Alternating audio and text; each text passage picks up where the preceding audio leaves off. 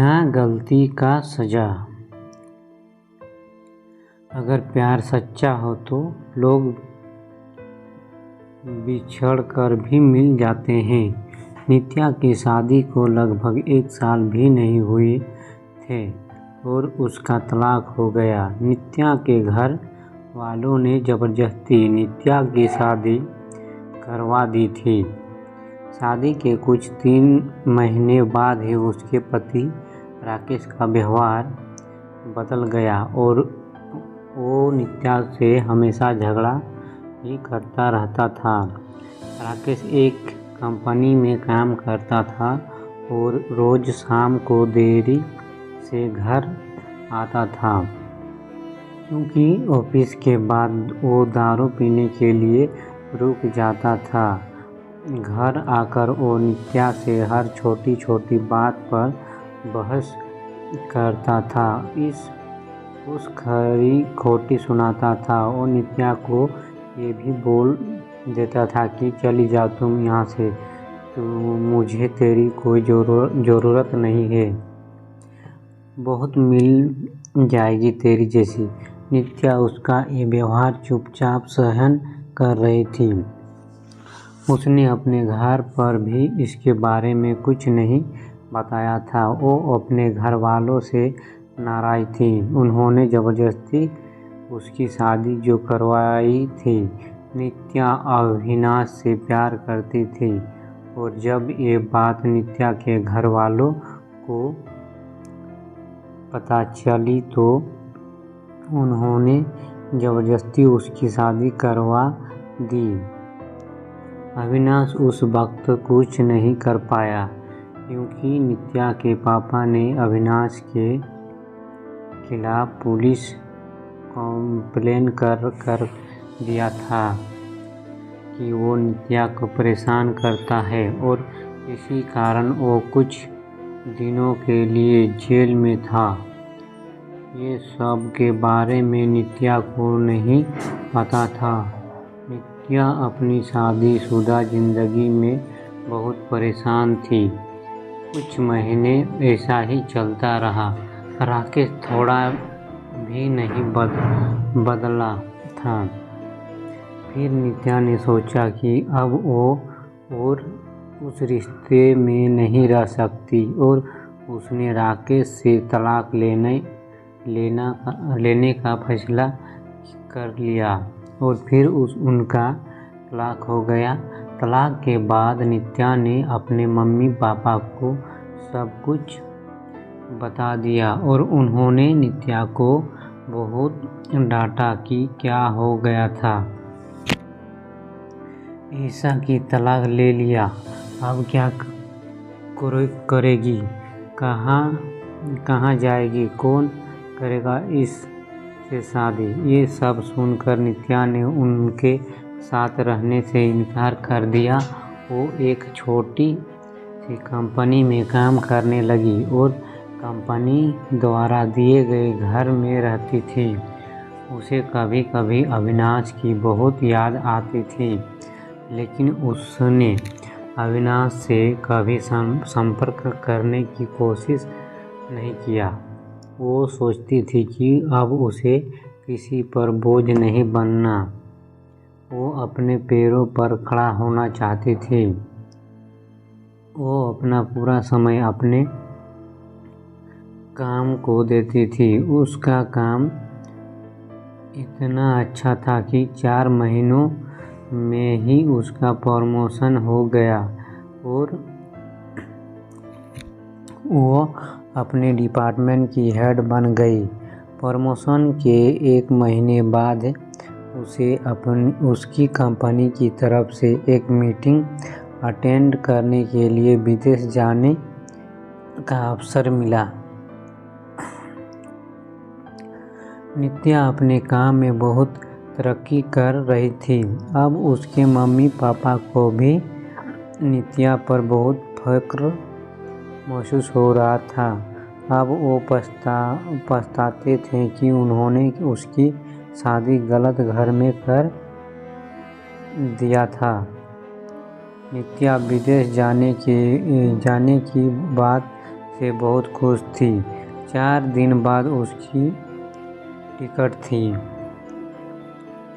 उसे कुछ खरीदारी भी करनी थी। फिर वो अपने ऑफिस के पास एक मॉल में गई।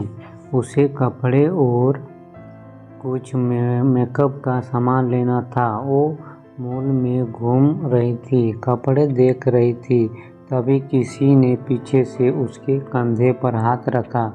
वो पीछे मुड़ी देखने के लिए और वो बिल्कुल अपने आँखों पर विश्वास नहीं कर पा रही थी।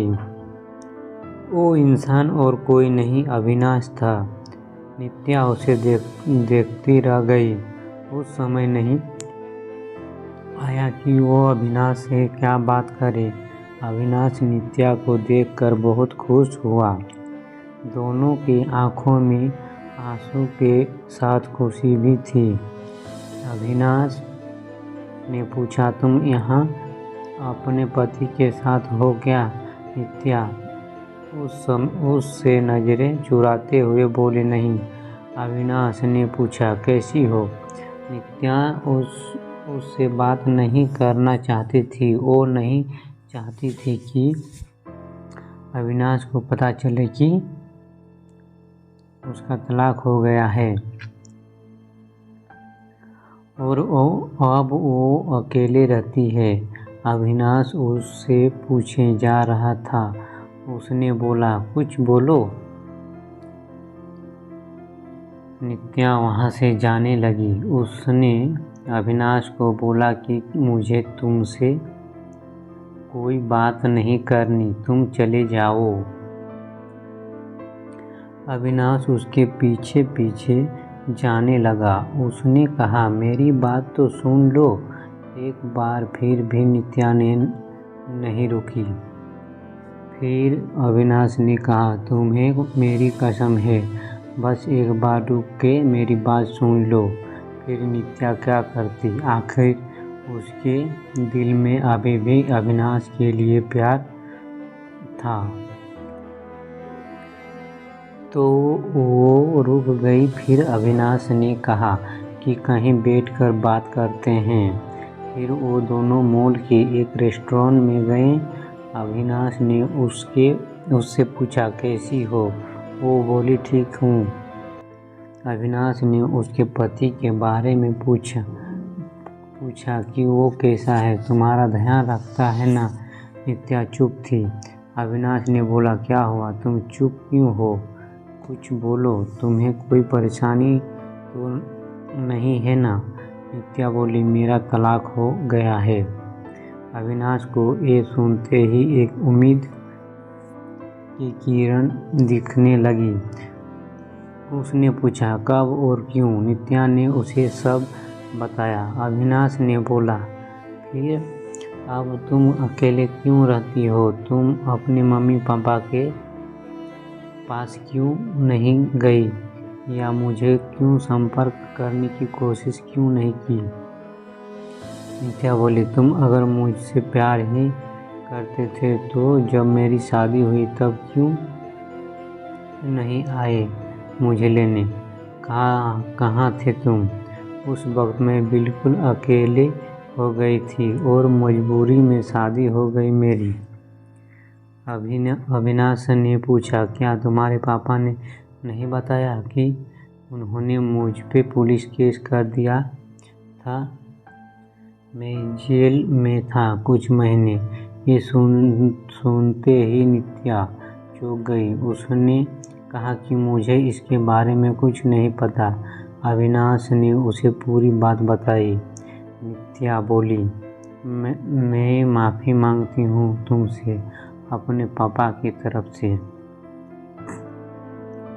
अविनाश ने कहा, अब वो बात को जाने दो, मैं भूल चुका हूँ वो सब। अभी की बात करो। अविनाश ने बिना देर किए उसने पूछ लिया, क्या अब तुम मुझसे शादी करोगी?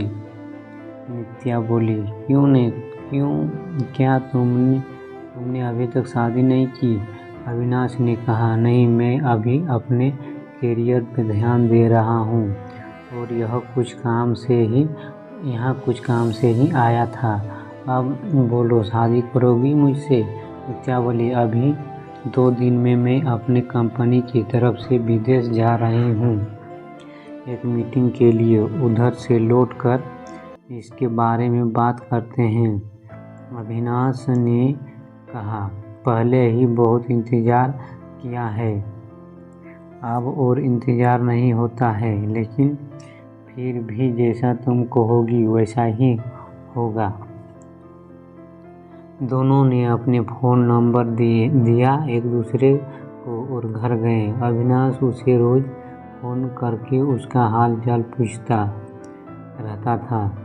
एक सप्ताह बाद नित्या अपनी मीटिंग ख़त्म करके लौट आई थी।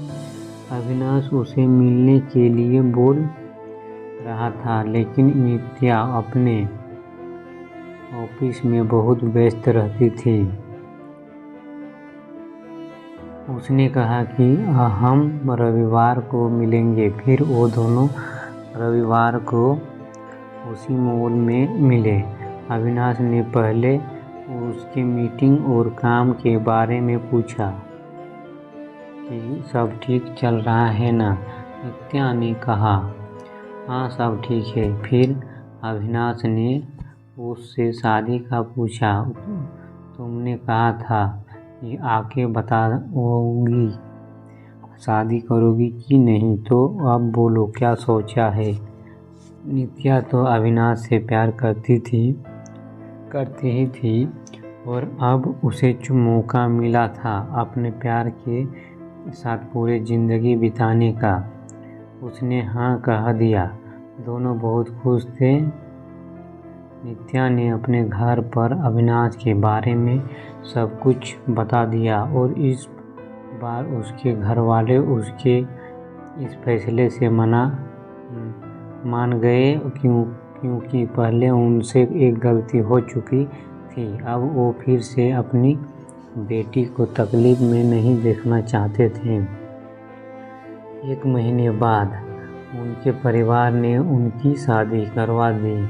अविनाश ने अपना खुद का एक बिजनेस स्टार्ट किया था, तो अब नित्या उसके साथ उसके बिजनेस में हाथ बटाती थी और वो दोनों खुशी हमेशा के लिए एक साथ हो गए।